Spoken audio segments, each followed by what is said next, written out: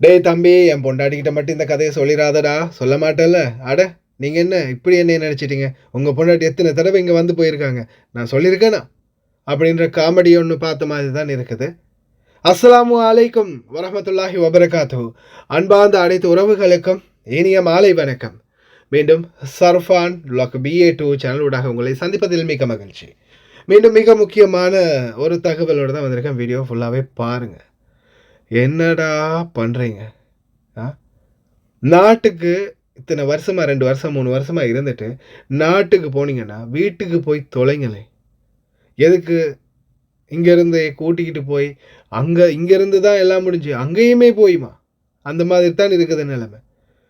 இப்போது ரீசெண்டாக ஒரு சம்பவம் நாட்டில் வைத்து, அதுவும் ஹோட்டலில் வைத்து தன்னுடைய மைத்துனன், அதாவது மனைவியின் தம்பி வேலை செய்யக்கூடிய ஹோட்டலுக்கு மச்சான் இன்னொரு மல்லிகையுடன் மல்சாக்கு போயிருக்கிறாரு அறைக்கு. இதை கண்ட மைத்திரன் உடனே சகோதரி கால் பண்ணி, இங்கே பாரு, இப்படி மச்சான் வந்திருக்கிறாரு, மச்சான் இன்னொரு வாரத்தில் தானே வர்றேன்னு சொன்னார், மச்சான மாதிரி இருக்குது அப்படின்னு பார்த்தா, ஆமாம் மச்சான் தான், நான் ஐடி ப்ரூஃபெல்லாம் செக் பண்ணி பார்த்துட்டேன், இன்னொரு பெண்ணோட இப்படி அறையில் வந்திருக்காரு அப்படின்னு.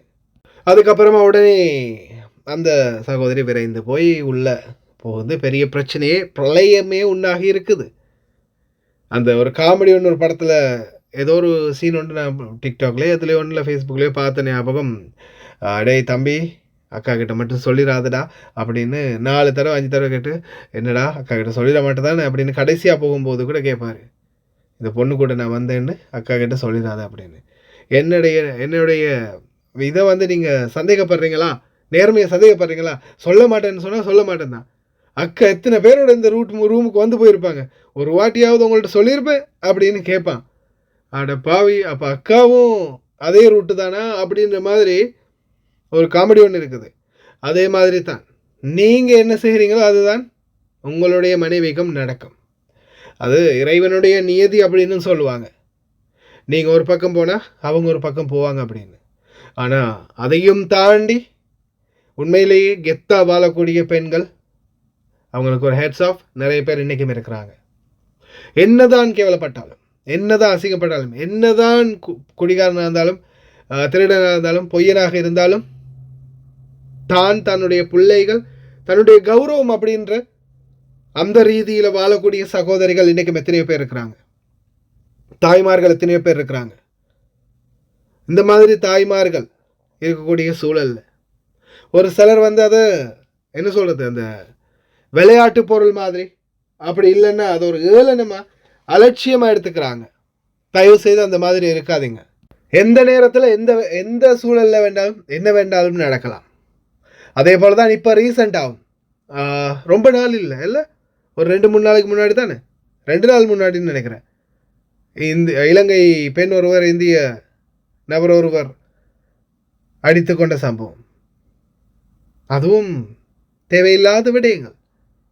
ஒன்றையும் தாண்டி 2வது ரூட்டுக்கு திசை திரும்பும்போது நடந்த சம்பவம் தான் அது.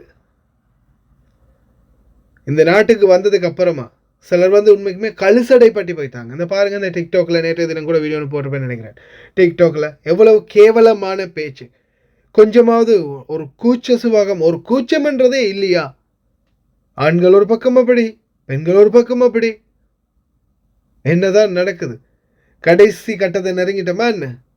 அகிலத்தின் அண்ட சராசரமும் அடித்து நொறுக்கி மொத்தமாக கடலுக்குள்ளே மூழ்க போதா என்ன? தயவு செய்து முடிந்த வரைக்கும் இந்த மாதிரி தவறுகளை பண்ணுறதை திருத்திக்கோங்க. அதே மாதிரி நாட்டுக்கு போகிறீங்கன்னா முதலாவது உங்களுடைய குடும்பங்களை போய் பாருங்கள். நிறைய பேர் நிறைய விதமான எதிர்பார்ப்புகளோடு இருப்பாங்க.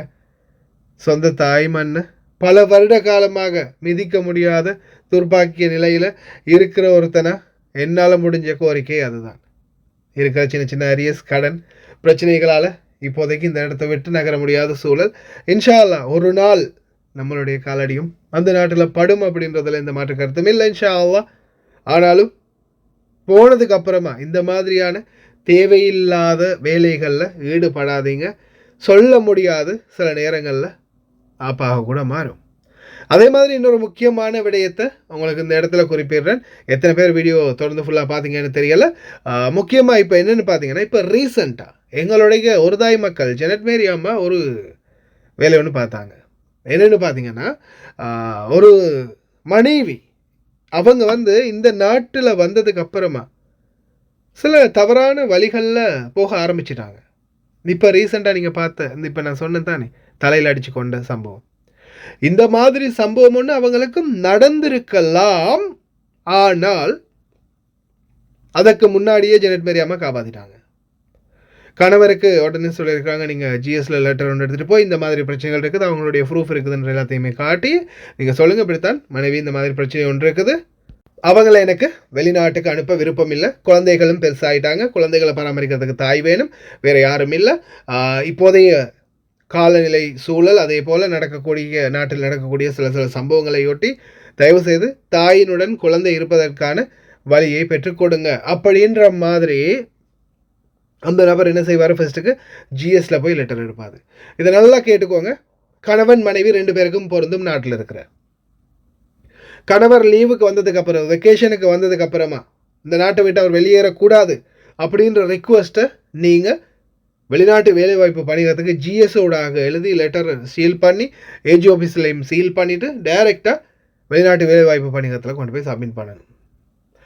அவருடைய பாஸ்போர்ட் காப்பி இருந்தால் அதோட, அவங்களுடைய அந்த பெண்ணுடைய அவனுடைய பாஸ்போர்ட் காப்பி இருந்தால் அதோட ஃபுல் டீட்டெயில்ஸ் உண்மையான ஆதாரத்தோடு கேதர் பண்ணி நீங்கள் அப்படி கொண்டு போய் நிறுத்திட்டீங்கன்னு வைங்க, வெளிநாட்டு வேலைவாய்ப்பு பணிகத்தில் சப்மிட் பண்ணிட்டீங்கன்னா அதுக்கப்புறம் இங்கேருந்து வந்ததுக்கு அப்புறமா, வெளிநாட்டிலேருந்து நாட்டுக்கு வந்ததுக்கு அப்புறமா திருப்பி எங்கேயுமே அசைய முடியாது.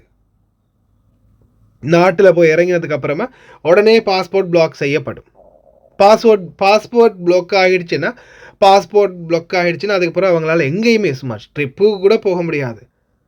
அதுக்கப்புறமா மனைவியே போய் அதை வாபஸ் வாங்கி அந்த கேஸை கேன்சல் பண்ணி டிக்ளேர் பண்ணினதுக்கு அப்புறம் தான் உங்களுக்கு ட்ராவல் பண்ண முடியும். அதுக்கு முன்னாடி இந்த குவைத்தில் ட்ராவல் பேன் இருக்கு இல்லையா, அது மாதிரி ட்ராவல் பேன் பண்ணிடுவாங்க. ட்ராவல் பேன் பண்ணினா அதுக்கப்புறம் எங்கேயுமே நகர முடியாது, இலங்கையிலேருந்து எங்கேயுமே போக முடியாது. இந்த மாதிரியான சூழலில் கணவர்கள் இருக்கிறாங்க. இவங்கள்ட்ட இருந்து எப்படியாவது நம்ம இவங்களை முதலாவது எப்படியாவது அந்த கொடூரத்துலேருந்து பாதுகாக்கணும், அந்த மாதிரி ஒரு சம்பவம் இவருக்கு நடந்துடக்கூடாது அப்படின்னு நினைக்கக்கூடிய கணவனாக இருக்கலாம், மனைவியாக இருக்கலாம், உடனடியாக நான் சொன்ன மாதிரி ஜிஎஸ்ல லெட்டர் எடுத்து டிஎஸ் ஆஃபீஸில் சைன் பண்ணி வெளிநாட்டு வேலைவாய்ப்பு பணிகிறதுக்கு சப்மிட் பண்ணுங்கள். நிச்சயமாக உங்களுக்கும் சாதகமான பதில் கிடைக்கும். அதே மாதிரி இந்த வெளிநாட்டில் இருந்தாலும் அவங்க பேசாமல் கதைக்காமல் சத்தமே இல்லாமல் அப்படி இருந்தாலும் கூட நிச்சயமாக மறக்காமல் 1 மாதமோ 1 வாரமோ வெயிட் பண்ணி பார்த்துட்டு அதுக்கு மேலே தகவல் கிடைக்கலன்னா நிச்சயமாக உடனடியாக நாட்டில் பீரோக்கு அறிவித்து எம்பசி மூலமாக தேடுதல் வேட்டையை ஆரம்பிக்கணும். அப்படி இல்லாத பட்சத்தில் மிகப்பெரிய ஒரு அழிவுக்கு காரணம், ஒரு உயிராபத்துக்கு காரணம், அல்லது வேறு ஏதாவது ஒரு விடயத்துக்கு கூட அப்படியாக இருக்கலாம். சில நேரங்களில் ஏதாவது பிரச்சனைகள் வந்தால், குடும்ப பிரச்சனைகள் ஒன்று வரும்போது, அதனால் தயவு செய்து முடிந்த வரைக்கும் நீங்களும் முயற்சி பண்ணுங்கள். சரி வந்தால் பாருங்கள், இல்லை அப்படி இப்படின்ற மாதிரி இருந்துச்சுன்னா சத்தமே கேட்கலன்னாலும் சரி தான். அதே மாதிரி அவங்க இருக்கிறாங்க, ஆனால் இந்த மாதிரி மோசமான செயல்பாடுகளில் ஈடுபடுறாங்க அப்படின்றதா இருந்தாலும் சரி தான். உடனடியாக கம்ப்ளைண்ட் பண்ணினா நிச்சயமாக அநீதிக்கு நீதி கிடைக்கும். அதே மாதிரி தயவு செய்து நாட்டுக்கு போனதுக்கு அப்புறமா ரூம் போடாமல் வீட்டுக்கு போய் சேர பாருங்கள். இங்கேயும் பண்ணி தொலைஞ்சி அங்கேயும் நாட்டுக்கு போயும் தேவையா? குடும்பங்களை போய் பார்க்குறது ஐடியா இல்லை. காரமாக பிடிச்சவனுங்க, தயவு செய்து இந்த மாதிரி தவறுகளை இனிமேலும் யாரும் பண்ணாதீங்க. அப்புறம் கணவனிடமோ அல்லது மனைவியிடமோ சிக்கி தவிக்காதீங்க. ஏன்னா உங்களுக்கு தெரியாமல் இருக்கலாம், கணவனுடையோ அல்லது மனைவியுடையோ நண்பியாக கூட இருக்கலாம். இது யாரும் உங்க புருஷன் தானே, இந்த ஹோட்டலில் நிற்கிறார் அப்படின்னு சொன்னால் வீடியோ ப்ரூஃப் ஒன்றோட சரி காட்டினா அதுக்கப்புறம் உங்கள் சோழி முடிஞ்சது, பார்த்துக்கோங்க. அவ்வளவுதான். ரொம்ப கவனமாக இருங்க. கடைசி வரைக்கும் பார்த்த எல்லாருக்குமே ரொம்ப நன்றி. தெரியாத நண்பர்களுக்கு மறக்காமல் ஷேர் பண்ணுங்கள். வீடியோ பிடிச்சிருந்தா அவருக்கு லைக் பண்ணுங்கள், சப்ஸ்கிரைப் பண்ணுங்கள். இன்னொரு நல்ல வீடியோவை சந்திக்கலாம்.